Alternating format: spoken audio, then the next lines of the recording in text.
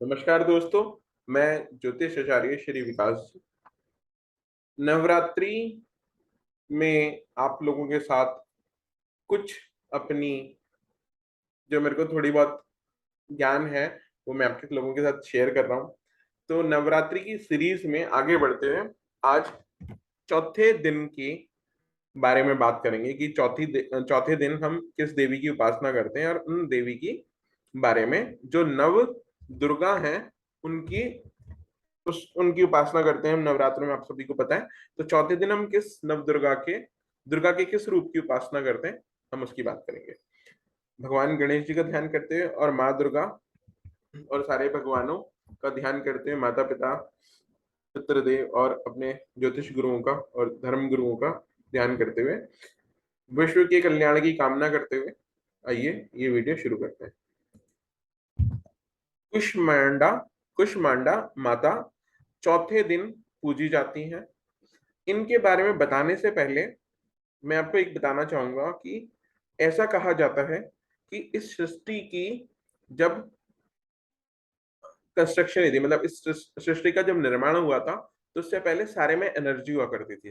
तो उस एनर्जी, मतलब ऐसा नहीं है कि वो बैटरी में जो एनर्जी होती है वैसे नहीं, आप ऐसे भी समझ सकते हैं, लेकिन उस ऊर्जा, उस एनर्जी, उस शक्ति के मन में एक इच्छा उत्पन्न हुई।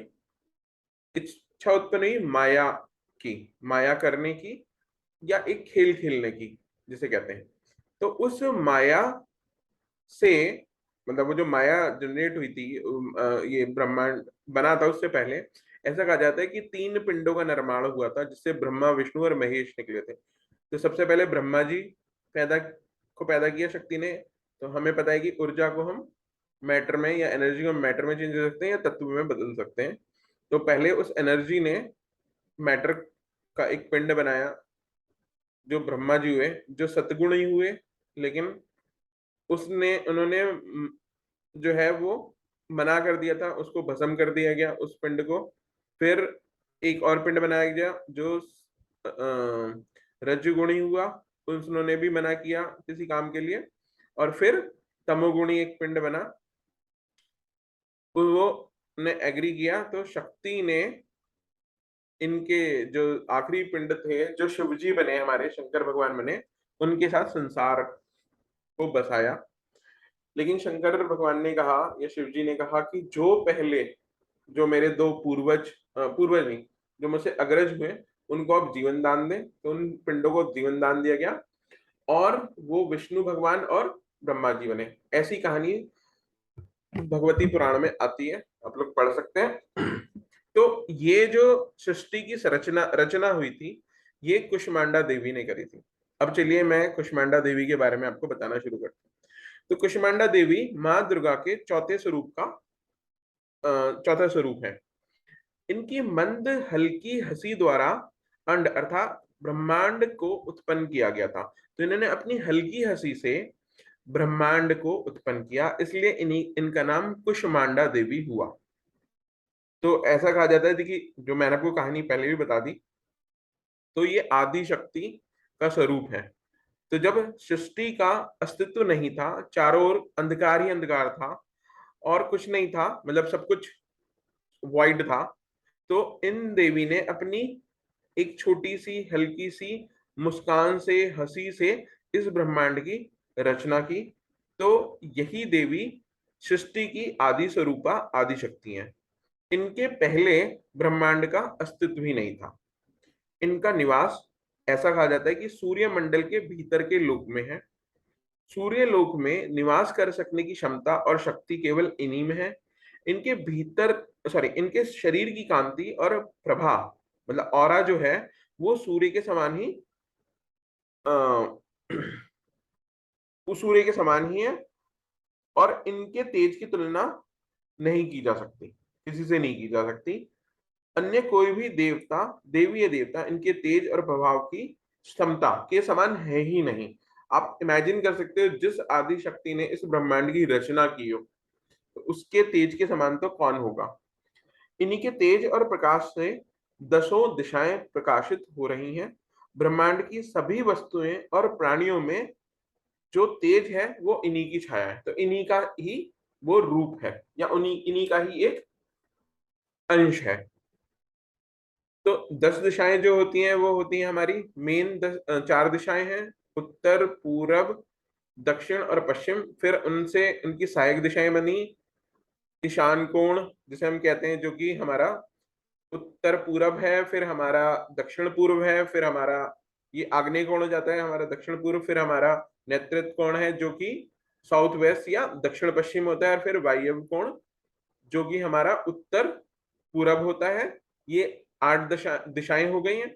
और पाताल और स्वर्ग, ये हमारी 10 दिशाएं होती हैं। 10 दिशाओं के 10 दिक्पाल होते हैं। 10 दिक्पाल का मतलब वो उन 10 दिशाओं की रक्षा करते हैं, या 10 दिशाओं से जो भी आक्रमण होता है उससे हमारी रक्षा करते हैं।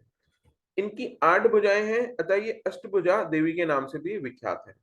इनके 7 हाथों में क्रमशः कमंडलू, धनुष, बाण, कमल पुष्प, अमृतपूर्ण, कलश, चक्र तथा गदा है। 8वें हाथ में सभी सिद्धियां और निधियों को देने वाली जापमाला है। इनका जो वाहन है वो भी सिंह है। संस्कृत भाषा में कुष्मांडा को कुम्हड़े को कहते हैं। बलियों में कुम्हाड़े कुम्हाड़े की बलि इन्हें सर्वाधिक प्रिय है। इस कारण से भी इन्हें कुष्मांडा कहा जाता है। नवरात्रि पूजन के चौथे दिन कुष्मांडा देवी के स्वरूप की उपासना की जाती है। ये मैं आपको पहले ही बता चुका हूँ।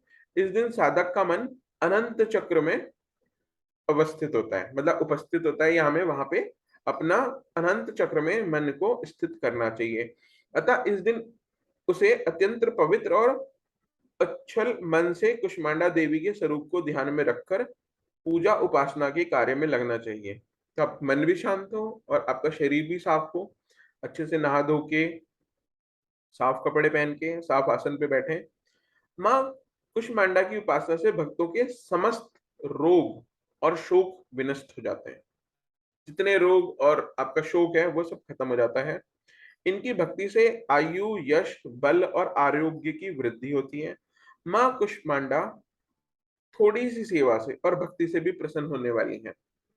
यदि मनुष्य सच्चे मन और हृदय से इनका शरणागत बन जाए तो फिर उसे अत्यंत सुगमता से परम पद की प्राप्ति हो सकती है। तो ये बहुत जल्दी ही मान जाने वाली माता है कुष्मांडा, और आपको सब कुछ मिल जाएगा जो आपको चाहिए। हमें क्या चाहिए कि हम शास्त्रों और पुराणों में वर्णित विधि के अनुसार माँ दुर्गा की उपासना और भक्ति के मार्ग पर लगातार चलते रहें। माँ के भक्ति मार्ग पर कुछ ही कदम आगे बढ़ाने पर भक्त साधक को उनकी कृपा का सूक्ष्म अनुभव होने लगता है। संसार के दुख से उसे निवृत्ति मिल जाती है, वो अत्यंत सुखी हो सकता है। उसके लिए सारी चीजें इस संसार की सुगम हो जाती हैं। माँ की उपासना से मनुष्य को सहज भाव से भव सागर से पार उतरने के लिए जो सब से ज्यादा सुगम और श्रेयकर मार्ग है उसका पता चल जाता है। कुष्मांडा माँ की उपासना मनुष्य को अयाधि और व्याधियों से सर्वदा मुक्त करके उसे सुख, समृद्धि और उन्नति की ओर ले जाने वाली है। अतः अपनी लौकिक और पारलौकिक उन्नति चाहने वालों को इनकी उपासना में सदैव तत्पर रहना चाहिए। आइए अब इनका मंत्र भी देख लेते हैं। ओम ऐं ह्रीं क्लीं कुष्मांडाय नमः। ओम ऐं ह्रीं क्लीं कुष्मांडाय नमः। ओम ऐं ह्रीं क्लीं कुष्मांडाय नमः। दोस्तों, आशा करता हूं आपको जो इंफॉर्मेशन मैंने दी, जो ज्ञान मेरे को थोड़ा बहुत आता है, मेरे को पता है, वो मैंने आपके साथ शेयर किया। इस नवरात्रे और आने वाले नवरात्रों में भी आप इस ज्ञान से फायदा उठा के अपने जीवन को, इस जीवन को, यहाँ के जीवन को, लोक को और परलोक को, दोनों को सुगम और श्रेष्ठकर मार्ग पे ले जाएंगे। इस आशा उम्मीद के साथ मैं अपनी वाणी को पूर्ण विराम देता हूँ। माँ भगवती दुर्गा माँ, माँ के नव रूप, नव दुर्गा के 9 रूप आप लोगों का कल्याण करें, आपकी रक्षा करें। ओम श्री परमात्मने नमः। और आप मेरे वीडियो को लाइक करें, मेरे चैनल को सब्सक्राइब करें। इसी आशा उम्मीद के साथ मैं अपनी वाणी को विराम देता हूँ।